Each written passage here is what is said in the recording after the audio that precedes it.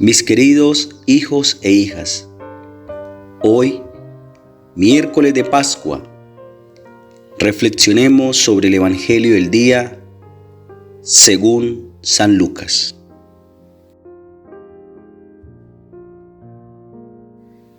Aquel mismo día, dos de los discípulos se dirigían a una aldea llamada Emaús, que dista de Jerusalén unos 11 kilómetros. Iban hablando de todos estos sucesos mientras hablaban y se hacían preguntas. Jesús en persona se acercó y se puso a caminar con ellos. Pero sus ojos estaban ofuscados y no eran capaces de reconocerlo. Él les dijo: ¿qué conversación es la que lleváis por el camino? Ellos se detuvieron entristecidos, y uno de ellos, llamado Cleofás, le respondió: ¿eres tú el único forastero en Jerusalén que no sabe lo que ha pasado allí en estos días? Él les preguntó: ¿qué ha pasado? Ellos contestaron: lo de Jesús el Nazareno, que fue un profeta poderoso en obras y palabras ante Dios y ante todo el pueblo. ¿No sabes que los jefes de los sacerdotes y nuestras autoridades lo entregaron para que lo condenaran a muerte y lo crucificaran? Nosotros esperábamos que Él fuera el libertador de Israel, y sin embargo ya hace 3 días que ocurrió esto. Bien es verdad que algunas de nuestras mujeres nos han sobresaltado porque fueron temprano al sepulcro y no encontraron su cuerpo. Hablaban incluso de que se les había aparecido unos ángeles que decían que estaba vivo. Algunos de los nuestros fueron al sepulcro y lo hallaron todo como las mujeres decían, pero a él no lo vieron. Entonces Jesús les dijo: qué torpes sois para comprender, y qué cerrados estáis para creer lo que dijeron los profetas. ¿No era preciso que el Mesías sufriera todo esto para entrar en su gloria? Y empezando por Moisés y siguiendo por todos los profetas, les explicó lo que decían de él las Escrituras. Al llegar a la aldea donde iban, Jesús hizo ademán de seguir adelante, pero ellos le insistieron diciendo: quédate con nosotros, porque es tarde y está anocheciendo. Y entró para quedarse con ellos. Cuando estaba sentado a la mesa con ellos, tomó el pan, lo bendijo, lo partió y se lo dio. Entonces se les abrieron los ojos y lo reconocieron, pero Jesús desapareció de su lado y se dijeron uno a otro: ¿no ardía nuestro corazón mientras nos hablaba en el camino y nos explicaba las Escrituras? En aquel mismo instante se pusieron en camino y regresaron a Jerusalén, donde encontraron reunidos a los 11 y a todos los demás, que le dijeron: es verdad, el Señor ha resucitado y se ha aparecido a Simón. Y ellos contaban lo que les había ocurrido cuando iban de camino y cómo lo habían reconocido al partir el pan. Palabra del Señor. Gloria a ti, Señor Jesús. Mis queridos hijos e hijas, compartamos el Evangelio del día. Reflexionemos sobre la palabra espiritualidad. Hoy el Evangelio de Lucas nos presenta la experiencia de 2 discípulos camino a Emaús. 2 hombres que frente a la realidad de la cruz van desmotivados y tristes. A su encuentro sale el Señor resucitado, que a partir de la explicación de la palabra de Dios y de la Eucaristía, hace que la espiritualidad de estos discípulos tenga sentido y que la cruz sea ahora signo de bendición. Esta experiencia con Cristo resucitado hace que vuelvan a Jerusalén y hablen de cómo el resucitado está presente en medio de ellos. Actualicemos el texto y hagámonos una pregunta. ¿Cómo está mi espiritualidad cristiana? Comencemos diciendo que la espiritualidad en la Iglesia Católica trata de ser equilibrada entre doctrina y vivencia, entre teoría y práctica, entre contemplación y apostolado.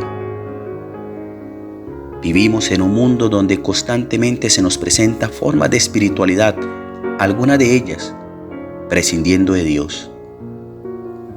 Pensemos en nuestra familia. ¿Cómo está la espiritualidad de mi hogar? ¿Qué persona de mi familia no le interesa lo espiritual? En mi trabajo, ¿tengo jefes que le interesen el aspecto espiritual? Mis compañeros de trabajo son personas con una espiritualidad que hacen del ambiente laboral algo agradable. ¿Por qué en el trabajo algunos compañeros son apáticos a las cosas espirituales? Pensemos en las parroquias. ¿Por qué a algunas personas de los grupos apostólicos les interesa más mostrarse y ser importantes más que poseer una espiritualidad cristiana? Somos cristianos y una de las características del cristianismo es enamorarse del amor de Dios. Nos dice San Agustín, el gran obispo de Hipona: enamorarse de Dios es el más grande de los romances, buscarlo la mayor de las aventuras, encontrarlo la mayor de las relaciones. Mis queridos hijos e hijas, tenemos el reto de vencer la tentación de buscar espiritualidades que se acomoden a mi capricho. Nuestra espiritualidad cristiana está basada en la pasión, muerte y resurrección de Cristo, Señor del tiempo y de la historia. El relato del evangelista Lucas nos presenta hoy que cuando una comunidad se muestra disponible a la escucha de la palabra de Dios, que está presente en las Escrituras, y pone la Eucaristía en el centro de su propia vida, llega gradualmente a la fe y hace la experiencia del Señor resucitado. La palabra y la Eucaristía constituyen la única gran mesa de la que se alimenta la Iglesia en su peregrinación hacia la casa del Padre. Qué bueno sería preguntarnos hoy: ¿qué puesto ocupa la palabra de Dios en mi vida? ¿Con qué frecuencia la leo y la medito? ¿Cuál es la actitud de mi familia frente a la palabra de Dios? ¿Qué puesto tiene la Eucaristía en mi vida cristiana? ¿En mi familia quién dejó de creer en el misterio eucarístico? Pensemos en el trabajo. Al mes, ¿qué tiempo hay para la lectura de la palabra de Dios o la celebración de la Santa Eucaristía? Mis queridos hijos e hijas, recordemos que este tiempo de Pascua estamos llamados a hacer del Evangelio una experiencia de vida, donde el Señor resucitado puede manifestarse a las personas con las cuales interactuemos. Nos dice San Ignacio de Loyola: la mayoría de los hombres no sospechan lo que Dios haría de ellos si únicamente se pusieran a su servicio.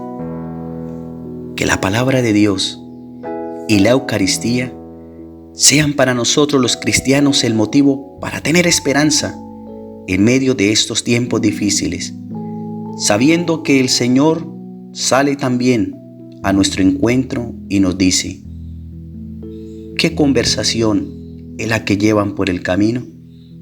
Y aunque nuestra respuesta sea desmotivante, Jesús siempre se preocupa por nosotros y no se cansará de preguntarnos, ¿qué ha pasado? Finalmente recordemos lo que nos dice el Papa Francisco.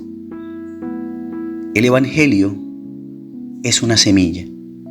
Tú la siembras. Lo siembras con tu palabra y con tu testimonio. Y después no haces una estadística acerca de cómo ha ido esto. La hace Dios. Él hace crecer esta semilla, pero debemos sembrar con certeza de que el agua la da Él, el crecimiento lo da Él. Palabra del día. Espiritualidad. Pregunta: ¿cómo está mi espiritualidad cristiana? Mis queridos hijos e hijas, los invito para que dispongamos nuestro corazón para hacer oración. Concédeme, Señor, tener un corazón abierto a tu palabra y a la Eucaristía, para poder reconocerte en el camino de mi vida. Al igual que los discípulos, Señor, he sentido desmotivaciones, tristezas y dolores que pesan en mi corazón.